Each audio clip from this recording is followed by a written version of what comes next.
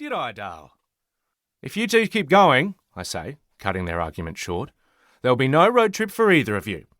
It'll be straight to Twilight Waters if you aren't careful. For years, I've been threatening to pack my parents up and house them in an aged care facility. In our family, we call it Twilight Waters, an imaginary home. I don't think I could ever follow through on my threat, but I've also been known to insist that Mum get a one-way ticket to live with my brother Glenn and his husband James in Canada. Dad, on the other hand, will move into the granny flat behind the Central Coast holiday home of my eldest brother Grant and his wife Beck.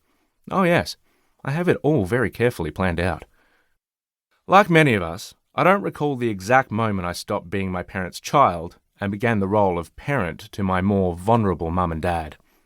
I suppose it's been a gradual role reversal. Not some wake up one morning in different bodies Hollywood switch movie. I'm the youngest of their 3 sons, so I always assumed my brothers would step forward and take on parental management.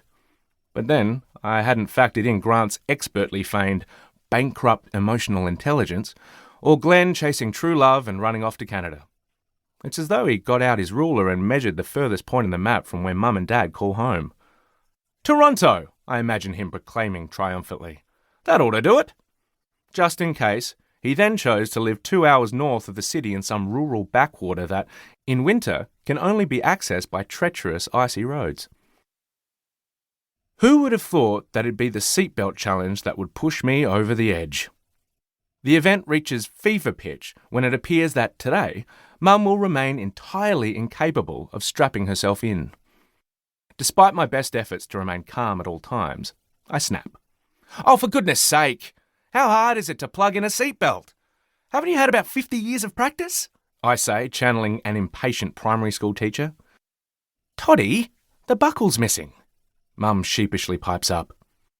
I open my door, blood boiling, and stamp around to Mum's side of the car.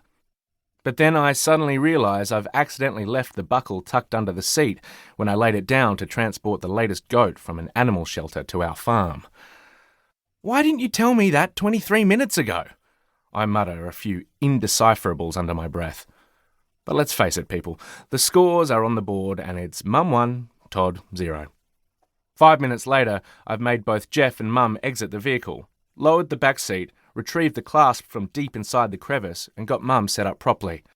It would probably be easier if they invented seniors' safety seats and made it my responsibility to buckle them in, nice and tight. Taking deep breaths, I walk back to the driver's seat and gracefully lower myself in. Bodies contorted into car seats? Check. Seatbelts miraculously fastened? Check. Could we actually be ready to go? My fingers are wrapped around the key, breathtakingly close to ignition, and air conditioning. Wait! My water!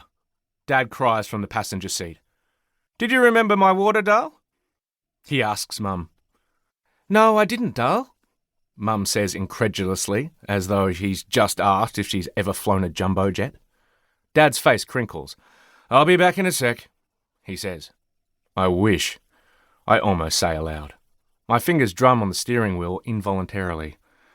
When your kids are young, they come attached to a whole plethora of add-ons like toys, a change of clothes, safety blankies, teddy bears, and carefully prepared snacks for any drive longer than 20 minutes.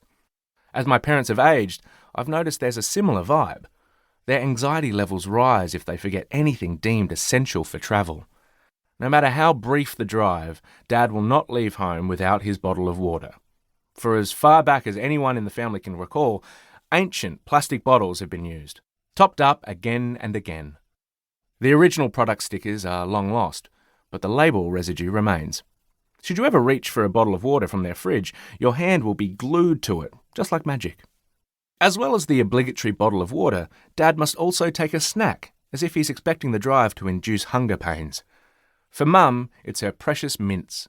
My parents are so well known for these travel accessories that, like a rideshare driver who provides a charge port and cold drink, when they're missing, you can't help feeling a little disappointed. Drove with Jude and Pete today and they failed to supply mints and water. Disappointing. 3 stars. To exit the vehicle, Dad rocks himself backward and forward repeatedly, gradually building up momentum, muttering along with the effort. A 1 and a 2 and a 3 and a 4. And he's sliding down the car doorway, then he's up on his feet.